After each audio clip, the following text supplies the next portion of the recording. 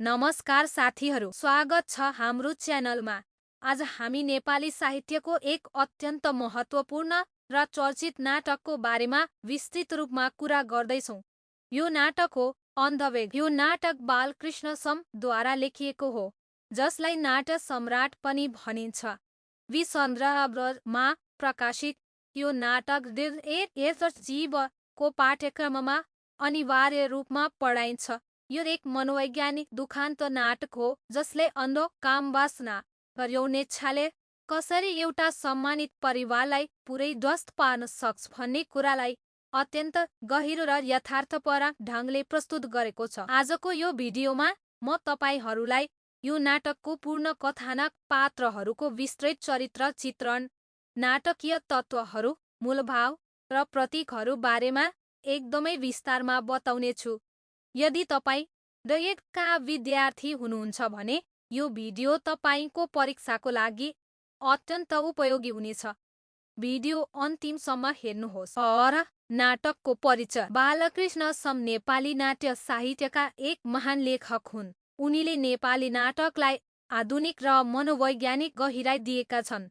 अन्धवेग उनको उत्कृष्ट कृति मध्ये एक हो। यो नाटक राणाकालीन नेपालको सम्भ्रान्त उच्चवर्गीय परिवारको कथा हो। नाटकको मुख्य विषयवस्तु भनेको अन्धो कामवासना त्यज्य हो। लेखकले देखाउन खोजेका छन् कि जब मानिसले आफ्नो इच्छा र कामुकतालाई नियन्त्रण गर्न सक्दैन भने त्यसले कसरी पुरै परिवार, सम्मान र जीवनलाई नष्ट गर्न सक्छ। नाटक छोटो समय अवधिमा घटित हुन्छ, तर यसमा मनोवैज्ञानिक द्वन्द्व, सामाजिक मर्यादा र पारिवारिक सम्बन्धको जटिलता अत्यन्त राम्रोसँग चित्रण गरिएको छ। पूर्ण कथानक। विस्तृत कथा सुरु हुन्छ गरुडध्वज र उनकी श्रीमती पम्फाको सुखी परिवारबाट। गरुडध्वज एक सम्मानी, धनी, उदार र परिवारप्रति समर्पित व्यक्ति हुन्।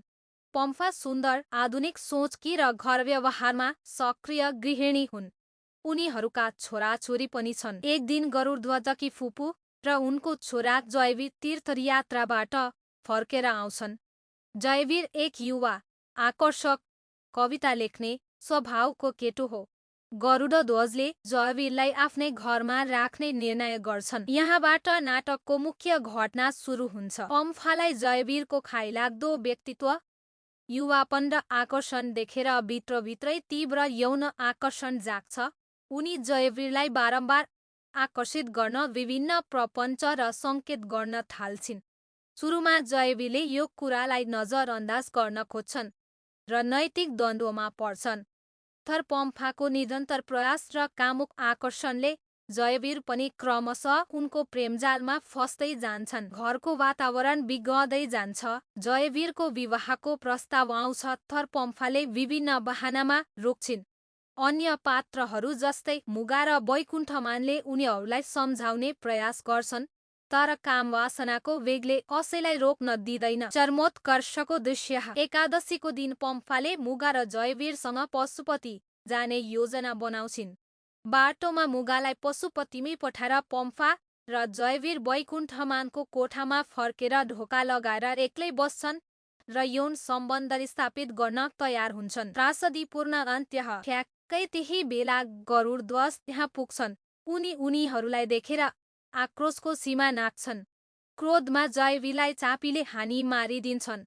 त्यसपछि गरुडध्वज आफै विष खाएर आत्महत्या गर्छन्। यो देखेर पम्फा अत्तालिएर भर्याङबाट लड्छिन् र उनको पनि मृत्यु हुन्छ। यसरी तीन मुख्य पात्रको मृत्यु सँगै नाटकको दुखान्त समापन हुन्छ। पात्र चरित्र चित्रण विस्तृत। पम्फा यो नाटककी केन्द्रीय पात्र हुन्।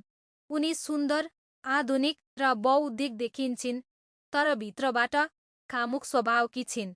श्रीमान गरुडध्वजबाट पर्याप्त यौन सन्तुष्टि नपाएको कारणले जयवीरप्रति अन्धो आकर्षण बढ्छ। उनी गृहिणी, माता र पत्नीको भूमिका बिर्सेर पुरै स्वार्थी बन्छिन्।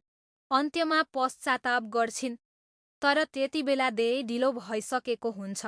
उनको चरित्रले स्त्री मनोविज्ञानको जटिल पक्ष देखाउँछ। गरुडध्वज नाटकका नायक। सम्मानित, सहनशील, उदार र परिवार प्रेमी। उनी पत्नीप्रति पूर्ण विश्वास राख्छन्, तर जब धोकाको यथार्थ थाहा पाउँछन्, उनी आक्रोशित र प्रतिशोधी बन्छन्, पारिवारिक सम्मान र पुरुषत्वको रक्षाको लागि जयवीरलाई मार्छन् र आफै मर्छन्। उनको चरित्रले परम्परागत मूल्य र सम्मानको महत्त्व देखाउँछ। जयवीर युवा, आकर्षक र संवेदनशील, सुरुमा नैतिकताको द्वन्द्वमा परे पनि पम्फाको आकर्षणमा फँस्छन्।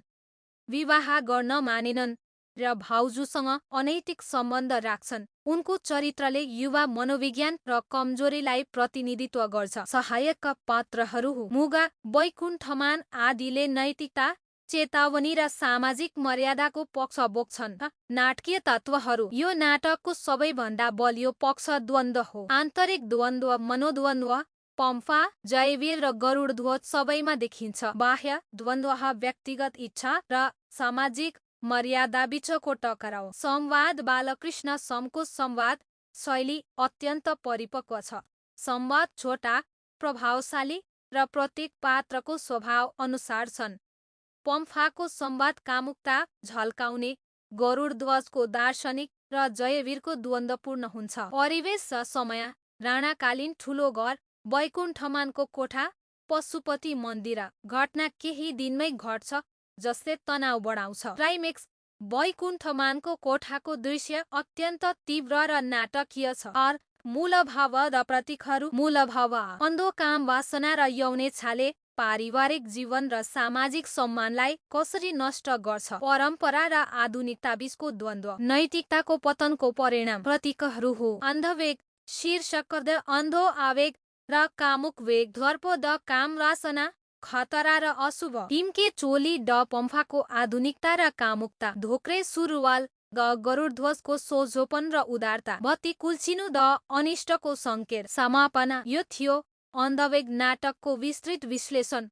यो नाटकले हामीलाई सिकाउँछ कि इच्छालाई नियन्त्रण नगरेको खण्डमा त्यसले कति ठुलो विनाश निम्त्याउन सक्छ। यदि तपाईँहरूलाई यो पिडिएफ उपयोगी लाग्यो भने दिरय गर्नुहोस्, सेयर गर्नुहोस् र च्यानललाई सब्स्क्राइब गरेर घन्टी आइकन थिच्न नबिर्सनुहोस्। रेडको लागि नोट्स चाहिन्छ भने कमेन्टमा नोट्स लेख्नुहोस्। अर्को भिडियोमा कुन नाटक वा कृतिको विश्लेषण चाहिन्छ कमेन्टमा बताउनुहोस्। धन्यवाद। जय नेपाल।